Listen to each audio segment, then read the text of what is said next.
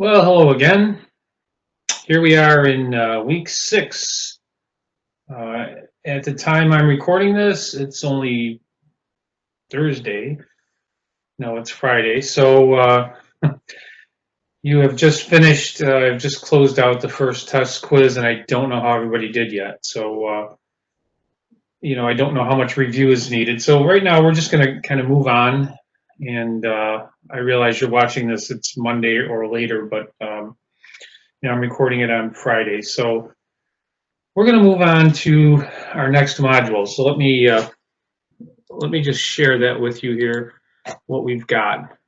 All right, we can turn me off here.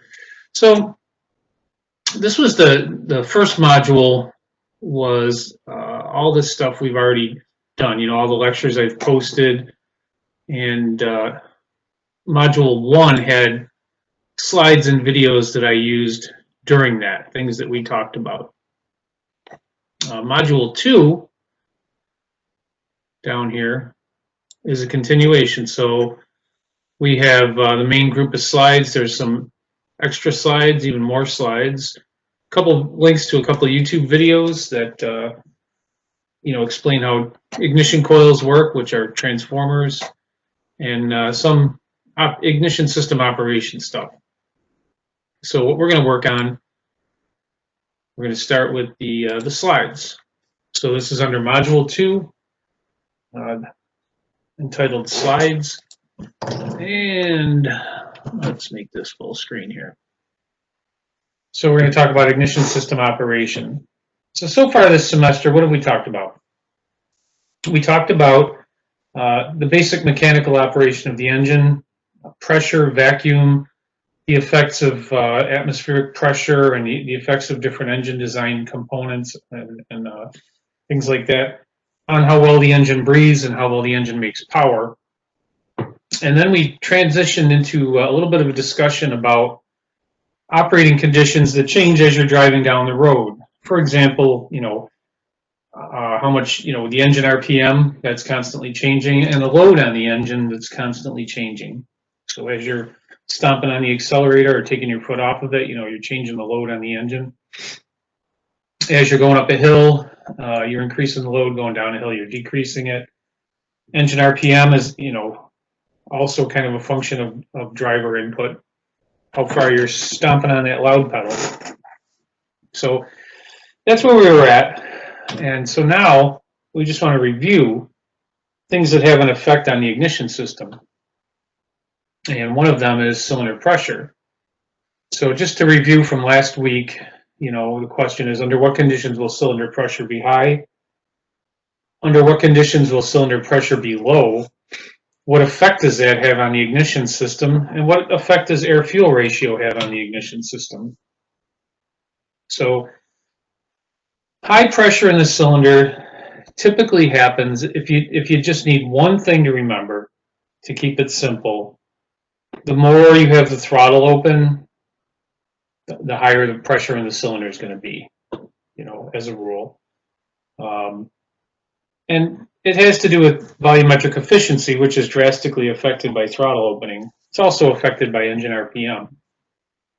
So we said in the last video that cylinder pressure will be high when we're under a load, meaning we have the throttle open and something is, holding back the engine RPM.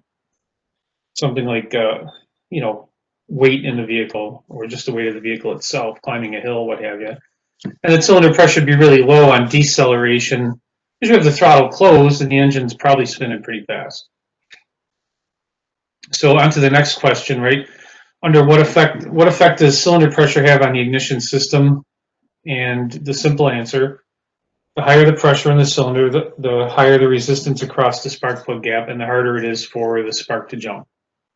So when we stomp on the accelerator, our ignition system needs to do more work than it does at idle.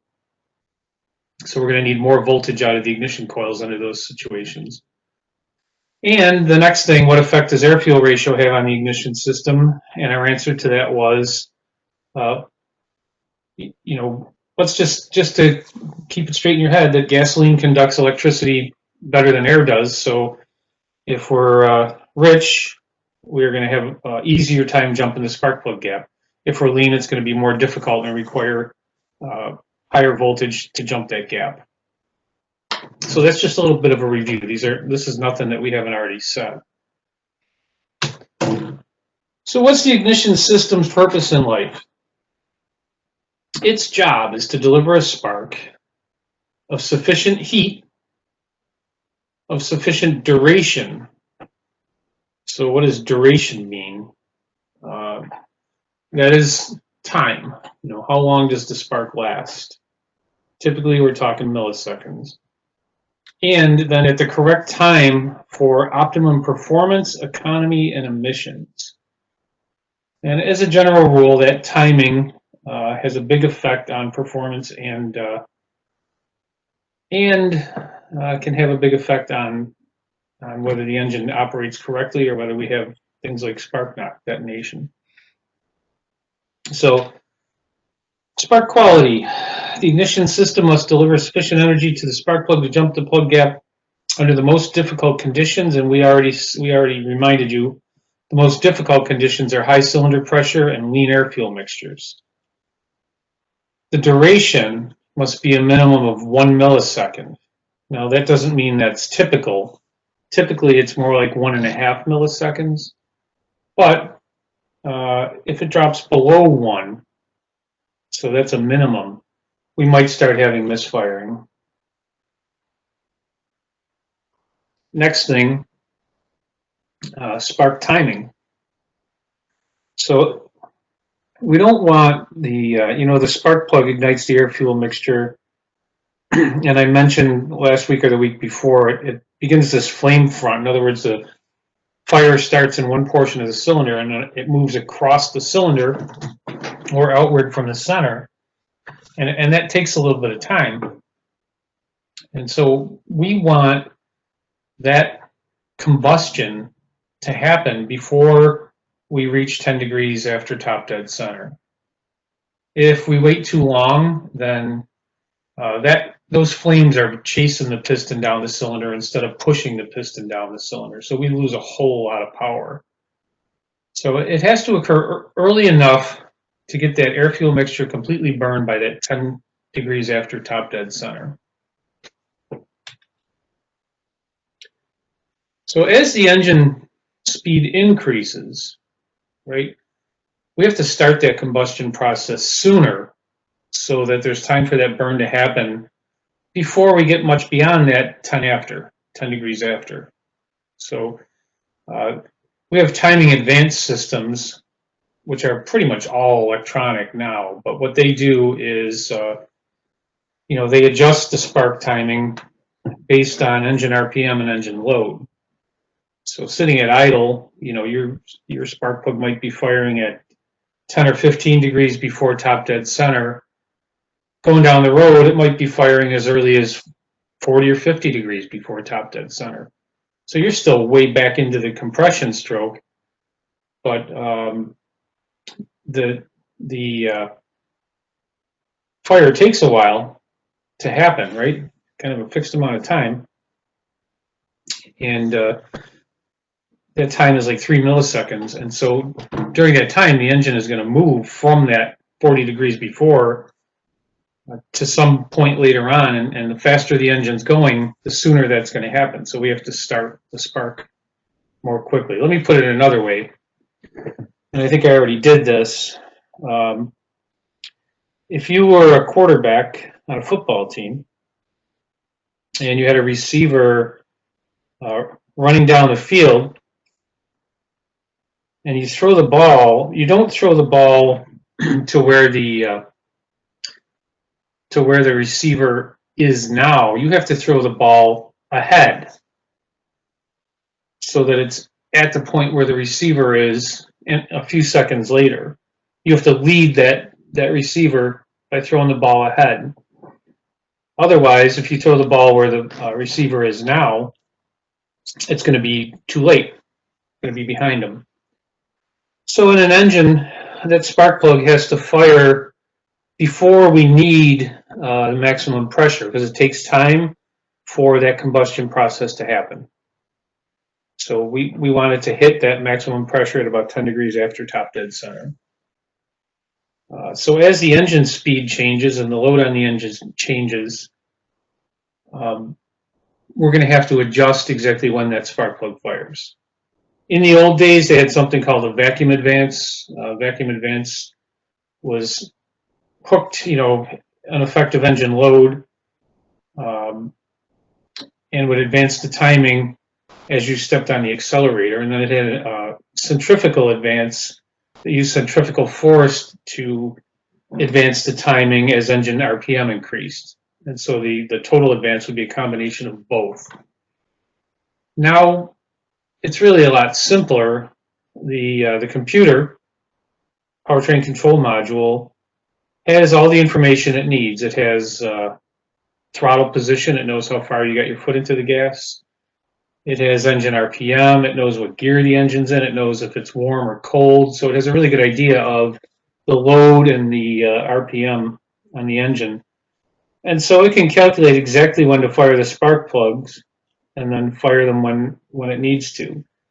So at idle, that's going to be, not too far before top dead center, but then driving down the road, it could be quite a bit before top dead center. All right, enough about that. So now let's talk about what the ignition system is made up of, the parts it's made up of. So every ignition system has a primary circuit and a secondary circuit, and they come together in the ignition coil. So the primary circuit is the low voltage, battery voltage half of the ignition system. And the secondary circuit is the high voltage, spark plug voltage half of the ignition system. The job of the ignition coil is to take that low voltage, battery voltage, 12, 14 volts, and increase it up to the necessary voltage for a spark, which can be as low as, 8,000 volts, but it can be up near 100,000 volts, depending on conditions in the engine. So primary circuit, low voltage, secondary circuit, high voltage. What turns the low voltage into high voltage? The ignition coil. So in the primary circuit, we have battery. Obviously, we need that battery voltage. The ignition switch, which nowadays really the power to the ignition system probably comes through an engine fuse or an engine relay or an ignition relay or something like that. But it's some sort of switching device that can supply battery power to our coil. Then there's, of course, wiring. Inside the coil, there are the primary windings. So primary windings are the low voltage windings. There's some sort of triggering device, something essentially that tells, well, they're not human, so they don't talk, but something that signals the spark plugs to fire, the coil to fire, really. And then the ground side switching device, that is what actually controls the current through the coil primary circuit. That switching device could be points, which are what we call breaker points. That was an old mechanical switch. Nobody uses those anymore. Although I did just run across a set on an airplane, but the airplane's in 1968. So sometime in the 70s, the points went away and cars started using an electronic ignition module. So this was a standalone box that took the trigger signal from some sort of crank sensor or cam sensor and then used it to control the ignition coils. Over time, as our powertrain control modules, our engine control computers got more and more powerful, and they were able to handle more and more functions, the ignition module kind of went away as a separate piece, and that functionality is just handled by the powertrain control module. So you may not have a separate switching device And you know, that's pretty typical now. Triggering devices. Well, these are what basically indicates that it's time to fire, or indicates that the cylinder is approaching top dead center. In the old days, there were points, mechanical switch. Nowadays, there's really two options. There could be a magnetic pulse generator. It could be mounted in a distributor, which is rare now. Could be mounted on a crankshaft. There also may be one mounted on the camshaft. So we got crank sensors and cam sensors. Some ignition systems rely on both. Some only the crank sensor. And the cam sensor is used for other things like fuel injector timing and variable valve timing control. If we don't have a magnetic pulse generator, then it's probably a Hall effect. And the Hall effect is just another technology that does the exact same thing as the magnetic pulse generator. In other words, it can be mounted in the same place, distributor, crankshaft, camshaft. It may be used only for ignition. The camshaft one might not have anything to do with ignition. So a lot of cars nowadays, they have at least one crankshaft position sensor and then possibly multiple camshaft position sensors, depending on how many cams are in the vehicle. And they may affect ignition and or fuel injection and or variable valve timing. So in the secondary circuit, we have inside the same ignition coil, we have secondary windings. So these are typically a lot more wire in the secondary windings than in the primary. We have high tension wires. It says on most engines, but maybe I need to revise this slide. Because I would say now that's more accurate to say on some engines. Most engines that we're seeing now do not have spark plug wires anymore. There may be a distributor. That's really rare now. But you may see older cars, right? And then, of course, there are the spark plugs. Those are secondary. Those are high voltage components. So again, primary is the low voltage, you know, battery voltage, 12 volts, 14 volts. Secondary is the high voltage, 8, 10, 12, 50, 100,000 volts possibly, whatever it takes to jump that spark plug gap. So what I'm going to do now, let me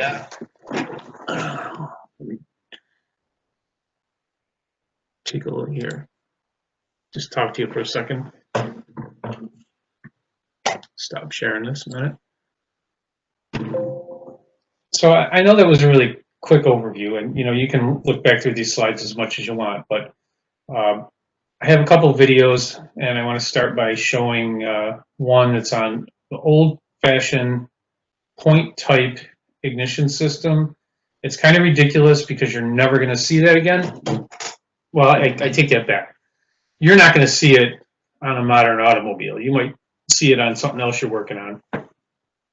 But it kind of explains what happens in the ignition system. And here's the thing to understand. Even though points went away and got replaced with, you know, electronic modules and then got replaced by the powertrain control module, the system still has to do the same thing. It has to control the current through the primary windings of the ignition coil, turn it on and turn it off. And that typically happens on the ground side of the circuit. So you know from your electrical class, right?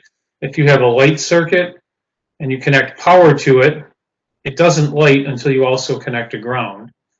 If you have an ignition coil, when you turn the key on a car, there may be battery voltage supplied to that ignition coil, but no current flows through it until something creates a ground.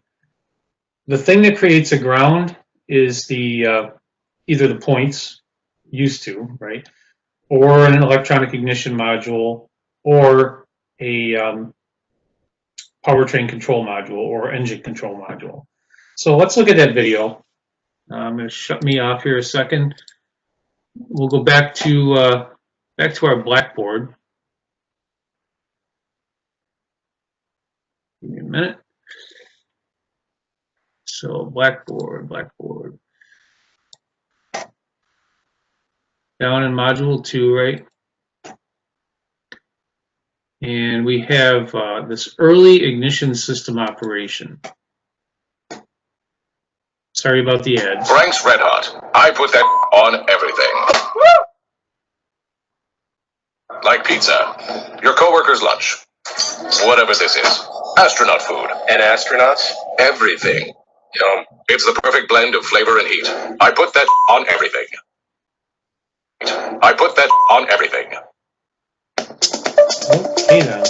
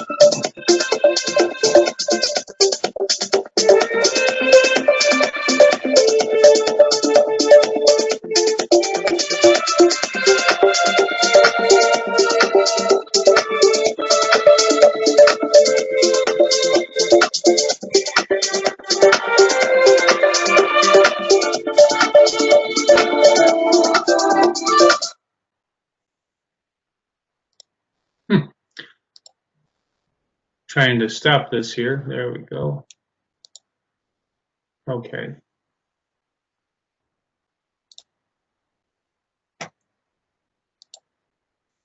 All right, so I'm back.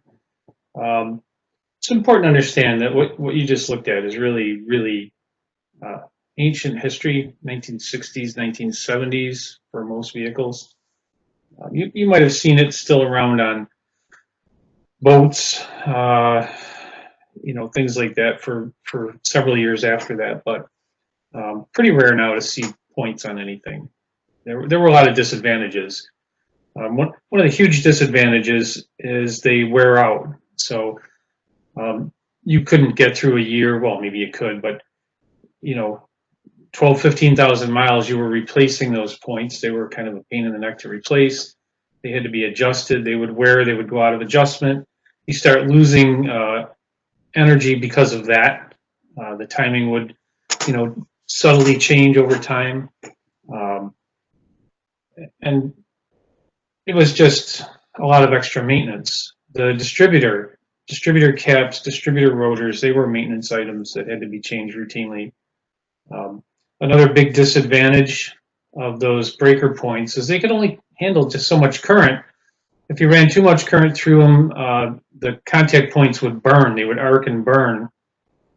So they would use resistors to reduce how much current flowed through the primary windings of the coil and across those points.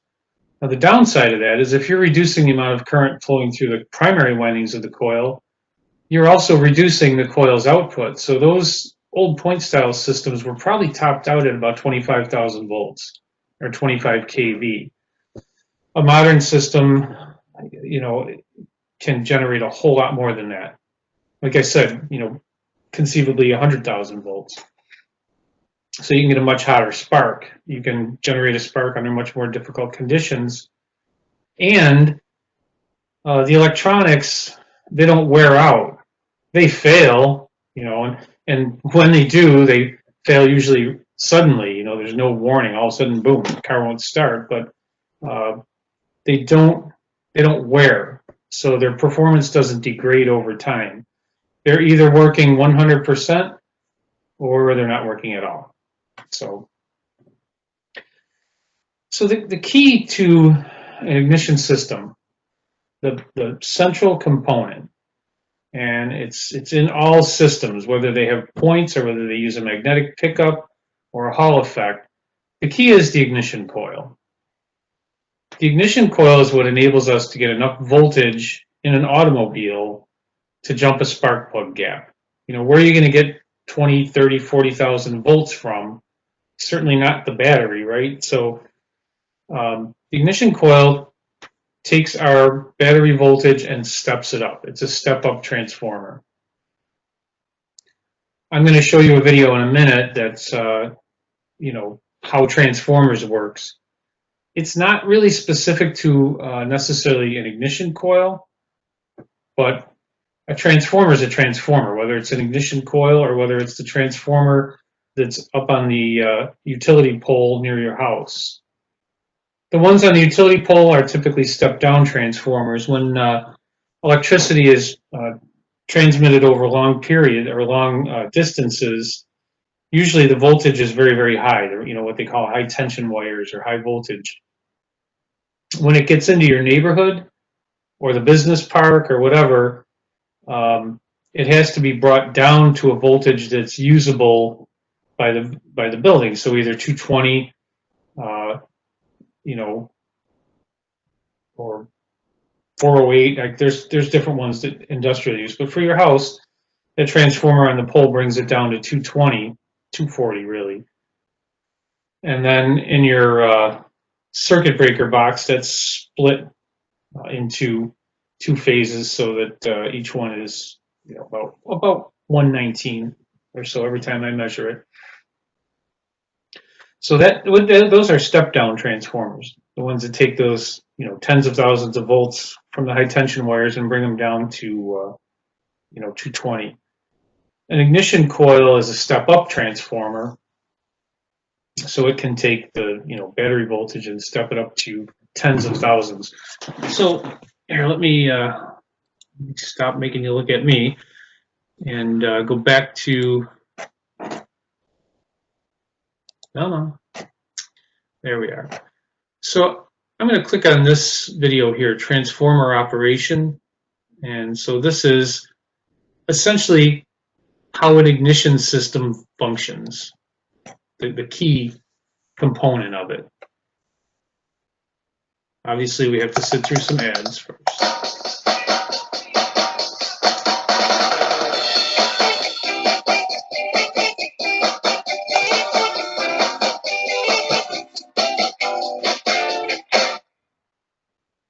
A transformer is used to increase or decrease the voltage of an electrical supply. It's essential for transmitting electricity from a power station to your home, but it's also essential for using your mobile charger to adapt 230-volt electricity from your main supply to the 5 volts needed to charge your mobile phone. In this video, I'm going to be looking at two aspects of transformers. First of all, explaining how they work, and secondly, showing you how to use the transformer equation.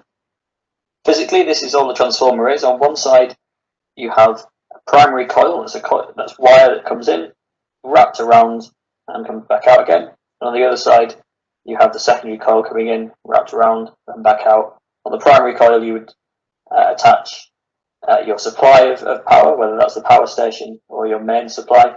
And on the secondary coil, you'd attach whatever your load is. So that could be a mobile phone, or it could be something much bigger, some lights, or an entire building perhaps. In between, we have an iron core here. Now, what's really important to remember is that there is absolutely no current flowing through this iron core. The electricity is kept within the coils, and nothing flows between them. Firstly, let's think back to when you studied electromagnets. If you run a current through a wire, through any wire, it sets up a very weak magnetic field around the outside of that wire. Now, if you wind that... So just to jump in and interrupt here, that's the reason we can use things like inductive ammeters, where a clamp just goes around the wire. It's picking up on the magnetic field generated by the electricity flowing through that wire. And so the more current flow through the wire, the stronger the magnetic field is. And an ammeter, an inductive ammeter, can pick that up without actually touching the wire. That wire up into a coil, but what that will do is it will squash together all of those magnetic field lines to create something like this. This becomes a magnet with a north pole here and a south pole here. To create an even better electromagnet, we just need to put an iron nail through the middle of that coil, and it will become a much stronger electromagnet. This is almost exactly how the primary side of a transformer works. The current in the primary coil flows around here. That makes the iron core into an electromagnet. Now, there's just one difference. Instead of using direct current that would flow continuously through our primary coil here, in a transformer, you always have to use alternating current. The difference being that in alternating current, the electric current shuffles backwards and forwards 50 times every second.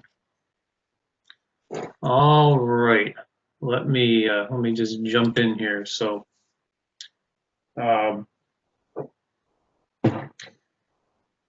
what he's saying is not wrong.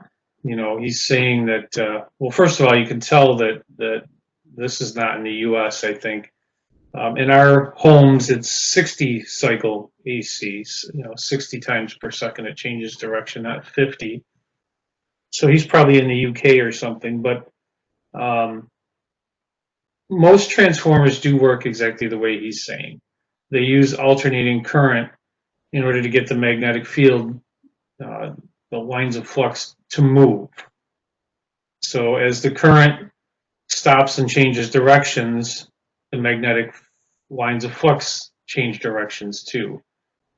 In an ignition coil, we're not feeding alternating current into it.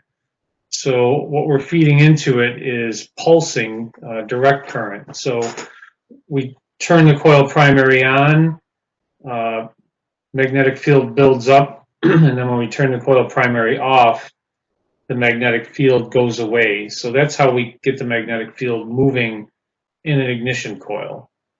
What he's talking about is using alternating current to keep that magnetic field moving back and forth. So we'll go back, continue.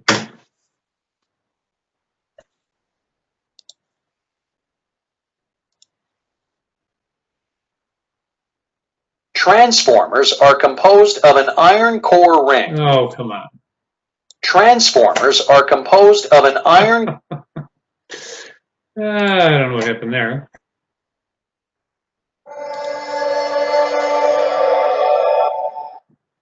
Build custom industrial machines in days. A transformer is used Okay, to let me get you caught have a primary coil. That's a coil, that's wire that can attach your supply of power, whether that's the power station or your main Okay. supply. I won't And on interrupt the again. secondary coil, you'd attach whatever your load is. So that could be a mobile phone, or it could be something much bigger, some lights, or an entire building, perhaps. In between, we have an iron core here. Now, what's really important to remember is that there is absolutely no current flowing through this iron core. The electricity is kept within the coils, and nothing flows between them. So let's think back to when you studied electromagnets. If you run a current through a wire, through any wire, it sets up a very weak magnetic field around the outside of that wire. Now, if you wind that wire up into a coil, what that will do is it will squash together all of those magnetic field lines to create something like this. This becomes a magnet with a north pole here and a south pole here.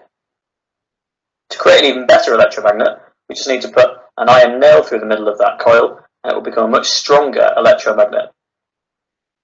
This is almost exactly how the primary side of a transformer works. The current in the primary coil flows around here. That makes the iron core into an electromagnet. Now there's just one difference. Instead of using direct current that would flow continuously through our primary coil here, in a transformer you always have to use alternating current. The difference being that in alternating current, the electric current shuffles backwards and forwards 50 times every second in the coil instead of just flowing in one direction. Now this is really important because instead of creating an electromagnet with a north up here and a south up here, instead the north and south will switch around 50 times every second. So what was north will become south up here and north down here, and vice versa. 50 times a second, north and south will switch direction. Now, to understand how the secondary side of the transformer works, we need to think about how electrical generators work. When you move a coil of wire in a magnetic field, you will induce electricity in that coil of wire. That's how a generator works. Now, the clever bit about transformers is, even though there's nothing physically moving, the core and the coils are completely stationary, the magnetic field that is in this core, or around this core, is switching direction 50 times every second. So as far as the secondary coil here is concerned, it is seeing a moving magnetic field, and so an electrical voltage will be induced in the secondary coil. The more wires we wind around this secondary coil, the bigger that induced voltage is going to be. That's where our transformer equation comes in. We'll come to that in a moment, but you can see here the primary coil has fewer windings than the secondary coil. This means that the voltage will be increased by this transformer. Time for a quick summary then. We have 4 steps to success. First of all, an alternating current flows through the primary coil, and this creates a magnetic field around the iron core. But that magnetic field is constantly changing direction because that electric current is alternating. Number 3, the movement of the magnetic field induces a voltage in the secondary coil that's working just like a generator. And number 4, the more turns of wire we have in that secondary coil, the bigger that induced voltage will be. So that gives us control over whether the transformer increases or decreases the voltage. Here is our transformer equation. All it tells us is that the ratio between the voltages and... Okay, I am not going to put you through that. Let's see. Let's go to this slide here. we don't need the transformer equation. Here's what we need to understand. An ignition coil is a step-up transformer, which means there are a lot more coils or turns of wire in the secondary windings than there are in the primaries. So the primary is low voltage, high current. So it might be, 12 volts and it might be 10 amps. The secondary, really high voltage, but not much current, because you're trying to jump across a spark plug gap. You don't get a lot of current across that. So you don't get something for nothing. You're trading current for voltage. So it's the same amount of energy going in on the primary side as coming out on the secondary side, the same wattage, but you're upping the voltage, you're decreasing the current. You don't get something for nothing. So just what he explained, when current flows through a coil of wire, you get a magnetic field around that coil. When you pass a coil of wire through a magnetic field, you get current in that wire. So a transformer is a device that uses an electromagnet to create a magnetic field. The current in the electromagnet is turned on and off to produce a moving magnetic field. So the video showed using alternating current in the primary to make the magnetic field move back and forth. An automotive ignition system uses direct current, so the current never turns around and flows backwards, but the coil outputs its high voltage when the primary current is shut off. So going back to that early ignition system that had breaker points, like a mechanical switch. Switch closes, current starts flowing through the coil primary. That becomes an electromagnet, and over a short period of time, that magnetic field builds up and it hits full strength. Full strength we call coil saturation. And then it sits there with that full strength magnetic field until the switch opens. And when the primary current stops flowing and the magnetic field collapses rapidly across the secondary windings, that's what generates the high voltage in the secondary windings, and that's what goes to the spark plug. So let's see.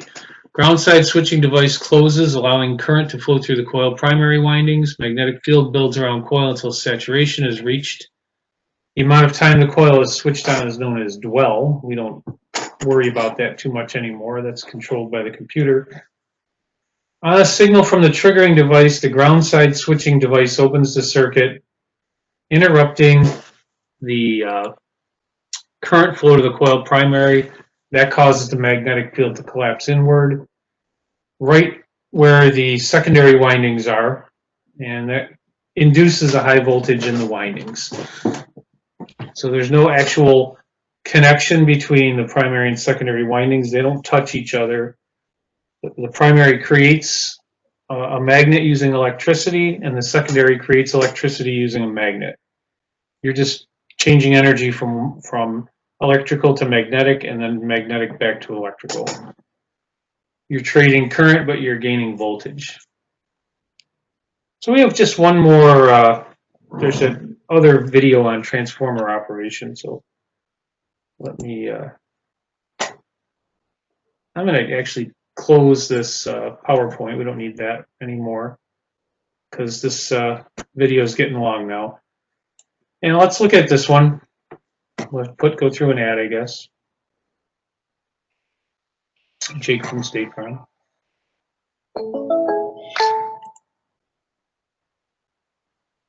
Oh, another ad. A master's degree was something I always wanted. Like, I need to kind of expand my knowledge. Okay.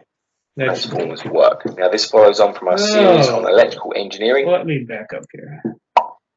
There we go. Hey there guys, Paul here from the engineeringmindset.com. In this video, we're going to be looking at how transformers work. Now this follows on from our series on electrical engineering. So do check out the other videos if you've not done so already. Links are in the video description below. Coming up, we'll be looking at how to create a magnetic field with electricity, why only an alternating current can be used in transformers, how a basic transformer works, then we'll look at step up and step down transformers, and finally we'll finish on three-phase transformers. Now there are two types of electricity, AC and DC, but transformers can only work using AC or alternating current. Now if you don't know the difference between these two, then please first of all watch the video on electricity basics first. Again, you can find links to these videos and other useful videos in the video description below. When we connect an AC generator to a closed loop of cable, a current will be able to flow through this cable and the direction of the current will alternate backwards and forwards with the rotation of the generator. The alternation means that the current reaches its maximum and minimum point during the cycle, which gives it its sine wave pattern when connected to an oscilloscope. You can think of this as the tide of the sea as it changes direction and reaches its maximum and minimum point. As the current flows through the cable, it will emit a magnetic field. If we pass DC current through the cable, the magnetic field will remain constant. But if we pass AC current through the cable, then the magnetic field will increase and decrease in strength and changes polarity as the current changes direction. If we place multiple cables together and pass current through them, then the magnetic fields will combine to create a stronger magnetic field. If we then wrap the cable into a coil, the magnetic field will become even stronger. If we then place a second coil in close proximity to the first coil and then we pass AC alternating current through the first coil, then the magnetic field it creates will induce a current into the second coil, and this magnetic force will push and pull on the free electrons, forcing them to move. The key component here is that the magnetic field is changing polarity as well as intensity. This change in intensity and direction of the magnetic field constantly disturbs the free electrons in the secondary coil, and this forces them to move. This movement is known as electromotive force, or EMF. Electromotive force does not occur when we pass DC current through the primary coil, and that's because the magnetic field is constant, so the electrons are not being forced to move. The only time it will cause EMF is very briefly when the primary circuit is opened and closed, or when the voltage is increased or decreased, and that's because these actions result in a change to the magnetic field. Therefore, we use alternating. So that top one is essentially the way an ignition system works. Switch turns on, current flows in the primary, magnetic field builds up, switch turns off, current stops in the primary, magnetic field collapses back in again. So that's how we get the magnetic field to move without having alternating current. Alternating current, as this change occurs constantly. Now the problem with this setup is that a lot of the magnetic field from the primary side is being wasted because it's not in range of the secondary coil. So to fix this, engineers place a core of ferromagnetic material such as iron in a loop between the primary and secondary coils. Now this loop guides the magnetic field along a path through the secondary coil so that they will share the magnetic field, and this makes the transformer much more efficient. Now, the use of an iron core is not a perfect solution. Some energy will be lost through something known as eddy currents, where the current swirls around the core and this heats up the transformer. And this means that the energy is lost as heat. To reduce this, engineers use laminated sheets of iron to form the core, and this greatly reduces the eddy currents. Transformers are manufactured to be step-up or step-down transformers, and these are used to increase or decrease the voltage simply by using a different number of turns within the coil on the secondary side. In a step-up transformer, the voltage is increased in the secondary coil, and this will mean that the current will decrease. But don't worry too much right now about why that occurs. We'll look at this in a later electrical engineering video. To increase the voltage in a step-up transformer, we just need to add more turns to the coil on the secondary side than the primary side. In a step-down transformer, the voltage is decreased in the secondary coil, which means that the current increases. To do this, we just use less turns in the coil on the secondary side compared to the primary side.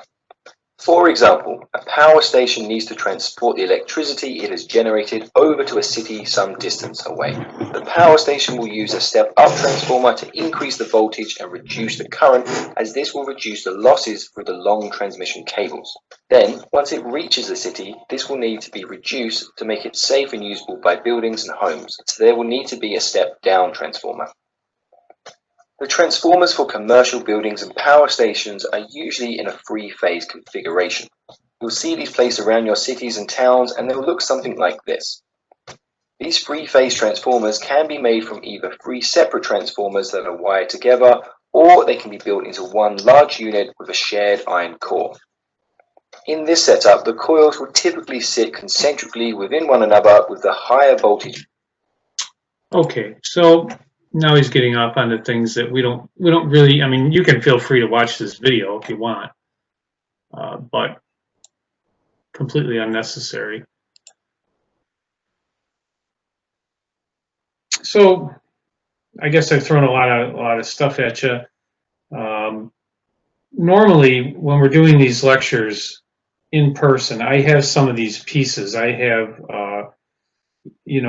some switching devices, and we use first a light bulb, and then I change that light bulb out with an ignition coil so we can see what happens there. And so what I want to do is we'll do that out in the lab. Usually I just do it on a table in the classroom and not do it out in the lab. But since we're not meeting in the classroom, I'll kind of finish explaining, going through this stuff out in the lab.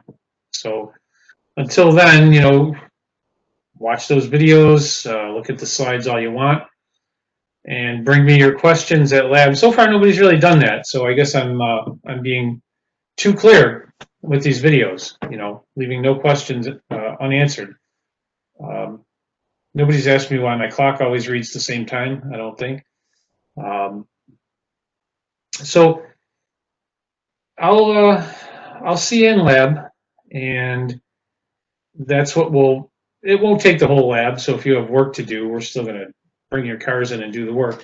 But I want to just briefly drag out some of these pieces and show you. Sometimes it's a lot easier to see what I'm talking about if you're actually looking right at it on a bench out in the shop or something. So you may have already had lab by the time you watch this. I don't know. Anyhow, that's it for this week, and I'll have another one ready for you for next Monday.